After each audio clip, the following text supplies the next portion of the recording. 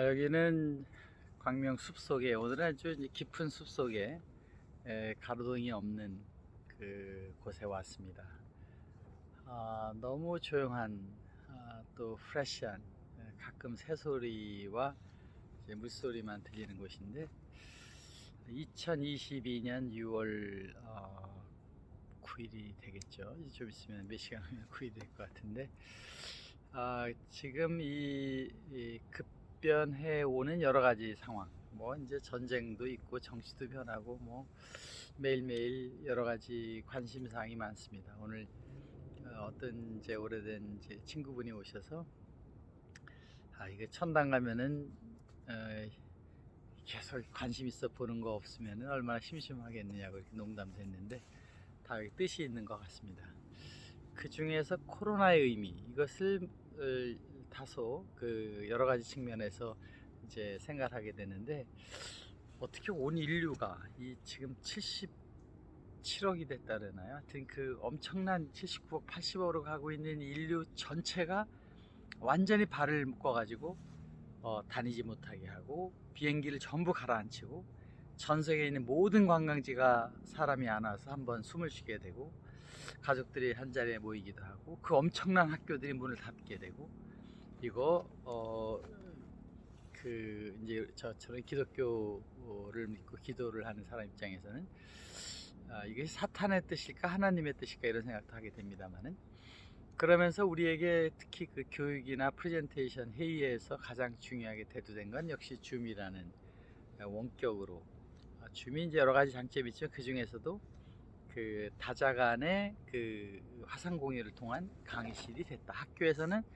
줌이 있었고 5G가 있었고 4G 모바일 폰이 나오면서 그것이 전 세계 아프리카까지 다 들어가는 상황에서 코로나가 딱 온 것도 어떻게 보면은 사랑의 매가 아닌가 이렇게 긍정적으로 보고 싶습니다. 물론 이제 그 고통받은 많은 분들이 있지만은 또 여러 가지 위로가 되실 거라고 봅니다만은, 이 교실의 그 애프터 코로나의 생각, 우리는 교실에 이제 지난주에 카이스트에서 그 하이브리드 교실 수업을 한번 참석해 봤는데, 정말 학생들이 반은 교실에 와 있고 반은 줌으로 스크린에 나와 있어서 줌 학생들 쭉 거기 보였더라고요. 보이면 수업을 하는데 학생들도 그 학생들이 있다고 느끼고, 선생님도 지금 교실 안에 있는 학생만이 아니라 저기서 보고 있다라는 생각을 가지고 우리가 그 새로운 공간, 교실이 거기만이 아니라 기숙사와 또 학생들이 있는 줌의 공간과 그 교실의 공간이 같이 있는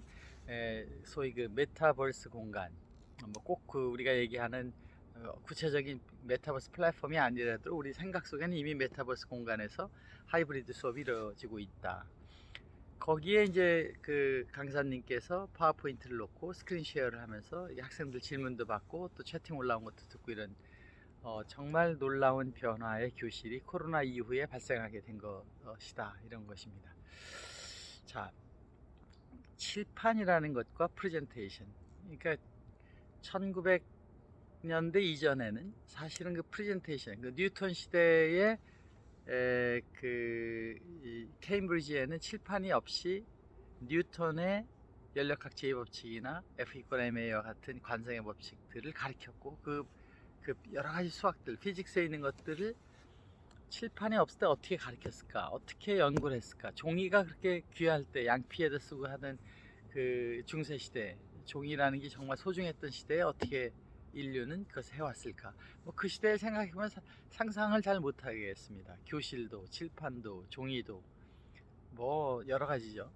그런 그 교실에 칠판이 대두된, 소위 교실이 그 말로써 설명을 하던 공간에서 보여주는 프레젠테이션을 하는 걸 같이 하는 공간, 우리가 커피숍에서 하는 미팅과 교실에 가서 하자, 회의실에 가서 하자 할 때 그 회의실과 교실의 차이는 칠판이 어떤 형태로든 있다는 것입니다. 그러니까 그 교실의 칠판이라는 것은 우리에게 있어서 매우 중요한 프레젠테이션의 툴이다. 선생님이 다자간 회의를 하는데 칠판이라는 게 없던 스카이프에, 물론 화면 공유라는 것이 있었지만 구체적으로 줌처럼 화면 공유를 시켜서 보이는 것이 되면서부터 다자간 화면 공유라는 과거에 피어투피어 한 사람과 한 사람까지 나왔던 화상회의 플랫폼들, 행아웃이든 스카이프든 이렇게 된 것이 여러 명이 동시에 들어와서 된다. 네트워크가 4G 이상이 되니까 아무 문제가 없다. 비디오 카메라, 사람은 작게 해도 되니까 압축을 많이 해서 보내고, 화면은 화질이 깨끗하게 나가야 되고, 슬라이드니까 화면 공유 슬라이드니까 거기는 한 6프레임에서 10프레임만 나가도 된다. 그러니까 동영상이 아니죠. 동영상 하면 약간의 적해하게 돼 있죠. 그 방식으로 최대한 압축을 해서 보내주는 방식을 대중화시키는 게 줌이죠. 그리고 그걸 이제 또 유료화하면서 밴드위스를 좀 더 주고 올라가게 또 했지만, 그 화질에는 다소 떨어지지만 충분히 의미가 있는 소위 프레젠테이션 툴이 제공되면서 우리는 이제 교실 코로나를 못 가지만 이걸로 어느 정도 할 수가 있어, 이렇게 된 거죠. 그것을 모든 선생님들이 논산훈련소에 총도 안 쏴보고 전쟁터 나가듯이 갑자기 선생님들이 줌이라는 걸 인터넷에 있는 유튜브에 있는 강의를 들어가면서 그냥 쓰는데 거기에 오디오 비디오 카메라가 들어가는 방송이 일어났다는 것입니다.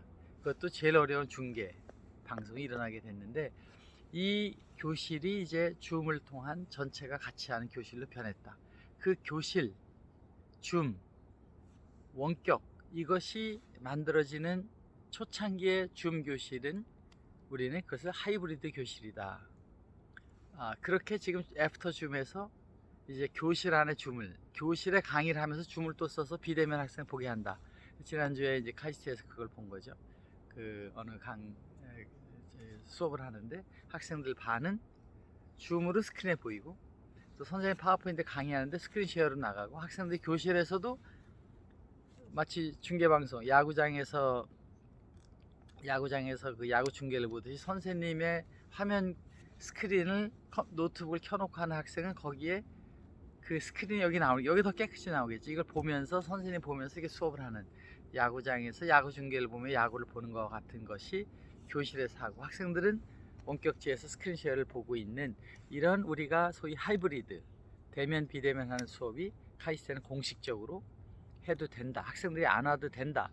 그러면 이제 교회도 하이브리드 예배를 드리니까 안 와도 됩니다. 이렇게 할 수 있는 거죠. 안 올 수밖에 없는 교회에서의 예배를 드렸으니까 이제 그런 거고, 학교도 지금 뭐 대면으로 다 전환한다 하지만 많은 학생들이 비대면도 충분히 가능한 거 아닙니까? 이런 것을 하는 약 50% 이상이 있는 이 시대에 하이브리드 강의, 집에서 듣는 학생 줌으로, 또 학교에서 선생님 강의 듣는 학생들이 함께 있으면서 그 줌으로 보이는 학생을 켜놓은 이유는, 프로젝트 하나에다가 그걸 켜놓고 하는 것은 그 교실에 있는 학생들도 오지 않은 학생들과 같이 있다는 느낌을 갖게 하고, 또 선생님도 그 학생들이 같이 수업을 듣는다는 생각을 가지고 앞에 있는 학생뿐만 아니라 그걸 의식하면서 수업을 하게 되는 이 소위 하이브리드 교실에 이제 새로운 형태, 소위 지금의 강의실 칠판이 나온 것처럼 줌으로 가는 칠판은 화면 공유하고 선생님이 같이 보이지 않는 거니까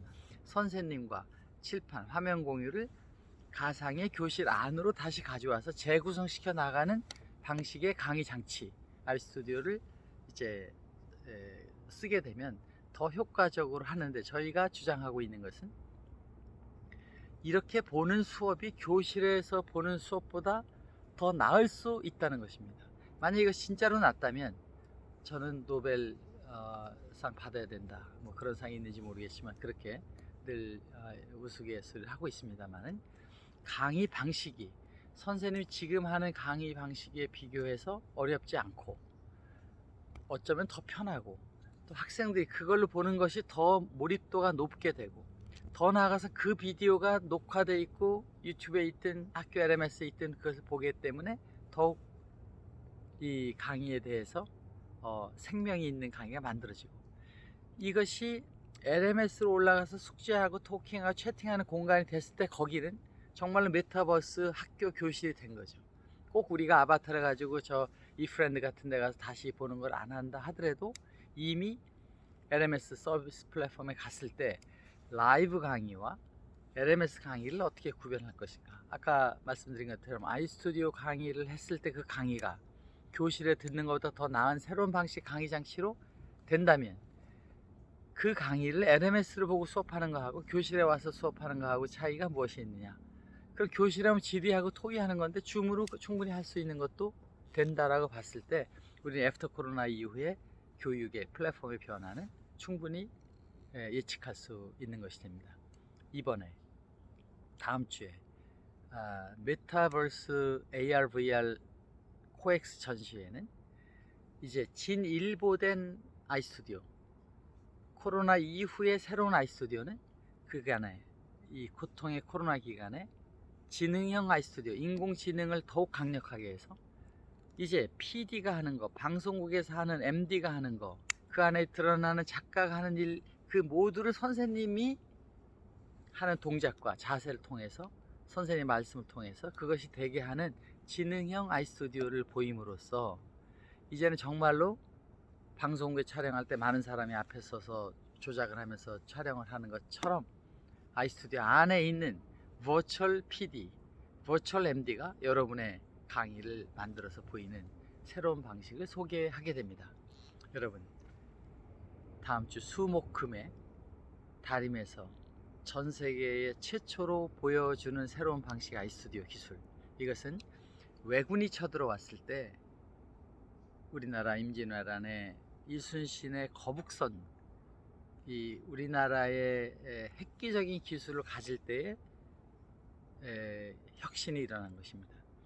교육에 많은 방식이 나오지만 많은 것들 중에 새로운 획기적인 강의 방식이 나오고 거기에 지금까지 있었던 LMS, 메타버스, 기타 등등 4G 스마트 플랫폼에 갔을 때에 가장 중요한 강의 장치, 이걸로 강의를 하게 되면 원격지에서도 또 교실 안에서도, 그리고 교실이 끝난 그 이후에도 살아남는 강의가 된다면 그것은 분명한 의미가 있다. 거기에 끊임없는 도전과 챌린지를 하는 한국의 회사가 있다, 이렇게 보시고 여러분의 응원과 박수를 보내주시기 바랍니다. 다음 주에 여러분 코엑스에서 찾아뵙겠습니다. 기대해 주시기 바랍니다. 사랑합니다.